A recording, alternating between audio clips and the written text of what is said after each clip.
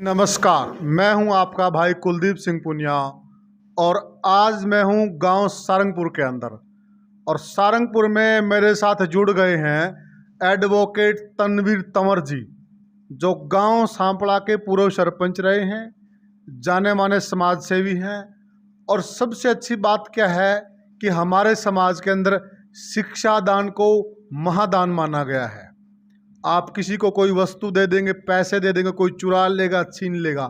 शिक्षा को कोई छीन नहीं सकता, कोई चुरा नहीं सकता।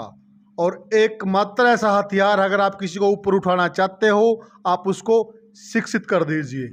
और वो जुड़ गए हैं, इनकी ड्यूटी है गांव सारंगपुर के अंदर, और जयप्रकाश की टीम के सच्चे सिपाही हैं। राम राम जी। राम राम जी, राम राम। हम आपसे ये जानना चाहते हैं जी, हल्का आदमपुर बड़ा मशहूर है। एक बार हुड्डा साहब ने भी ये कह दिया था एक जनसभा के अंदर कि जब दीपेंद्र जी हार गए थे वहां से एमपी का चुनाव, रोहतक वालों आप ये चीज तो कम से कम आदमपुर वालों से सीख लो। 1000 गुना कुलदीप निकम्मा है। कुलदीप जनता के बीच में भी नहीं जाता, लेकिन फिर भी वो, और हालांकि उसने तो आदमपुर के काम नहीं किए हैं, मैंने तो रोहतक के काम किए थे, फिर भी आपको मैंने हरा दिया। यानी कि ये वो हल्का है। तो इस हल्के में किस प्रकार से आप जयप्रकाश को जिता पाएंगे? देखो, जो आपने हुड्डा साहब की बात करी कि उन्होंने ये बात कही थी, हुड्डा साहब ने बहुत काम किए हमारे वहाँ, और वो सरकार न हराया, बीजेपी सरकार न हराया, वोटों ने नहीं हराया, ना लोगों ने हराया, और ना वहाँ की जनता ने हराया। आपका कहना है कि चुनाव तंत्र की गड़बड़ी से हारे हैं? 100%। आज तक जितने भी चुनाव मतदान हुए और उसके बाद जब गिनती हुई है, तो पहले जो फौजियों की और कर्मचारियों की वोट गिनती होती थी, उसके बाद बैलेट पेपर या फिर जो ईवीएम की गिनती होती थी, वहाँ पर ऐसा पहली बार उल्टा हुआ पूरे हिंदुस्तान में कि पहले ईवीएम गिनी गई, फिर उनको बराबर करने के लिए, हराने के लिए बाद में उन कर्मचारियों की वोटों की गिनती की गई। देखिए, ये एक बड़ा ज्वलंत इशू रहा है हरियाणा की राजनीति के अंदर, क्योंकि बार बार बीजेपी की तरफ से ताल ठोकी गई कि हमने गढ़ में हरा दिया, हमने दीपेंद्र को उसी के गढ़ में हरा दिया और चौधरी भूपेंद्र सिंह हुड्डा को धूल चटा दी। और आपका ये कहना कि चुनाव तंत्र की वजह से जीते हैं, न कि उन्होंने हराया है, तो इसमें सच्चाई कितनी है? आप अंदर एजेंट थे या कोई और? आपके पास इतनी पक्की इन्फॉर्मेशन कहां से है? देखो, पक्की और कच्ची तो ये आज जनता जाने। वोट डाली लोगों ने, और वोट अगर नहीं डालते तो 2-3 हजार से 4,000 6,000 का फर्क कैसे रहता? तो ये तो जनता जानती है और सब कुछ जानते हैं। हमने जो इन्फॉर्मेशन का कोई इशू नहीं है। सच्चाई जनता के सामने, जनता जानती है भी चुनाव दोबारा एमपी का आएगा और यही सरकार होगी बीजेपी की, एमपी साहब फिर लड़ेंगे और 4 लाख से ऊपर जीतेंगे। यही लोग होंगे।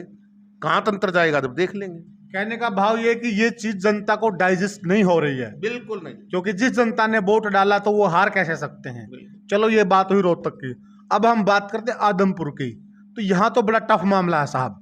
ये तो आप भी घूमे हो आदमपुर में, आप पत्रकार साथी हैं हमारे, तो मुझे तो ऐसा कोई टफ लगा ही नहीं, ना मुझे ऐसा कोई गढ़ लगा। बड़ा इजी चुनाव है यहाँ। जेपी जी का बड़ा इजी चुनाव है। 2009 में मात्र 6,000 वोटों से हारे, और वो तब हारे जब जनरल चुनाव था।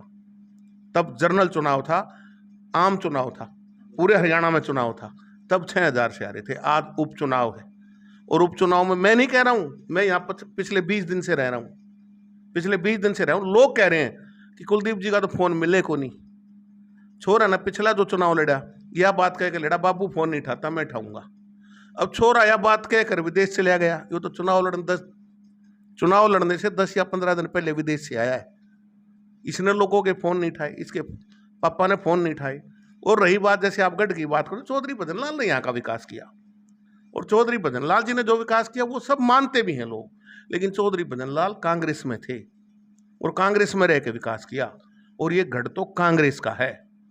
और अब आप जो, मैं यहाँ रह रहा हूँ, देख रहा हूँ, 36 कौम, 36 बिरादरी हुड्डा साहब के काम पर और जेपी जी की योग्यता पर, उनके अच्छे निर्णयों पर और उनके व्यक्तिगत छवि पर, यही आदमपुर की जनता, जैसे अब की बार कुलदीप बिश्नोई 35,000 से जीता था ना, मैं आपको विश्वास दिलाता हूँ और जनता के भरोसे से कह रहा हूँ, 35 से 40,000 से अब की बार जेपी भाई जीतेंगे। तो जनता बड़ी दुखी है, त्रस्त है। क्या यह चीज वोट में तब्दील होगी? होगी जी, बिल्कुल होगी।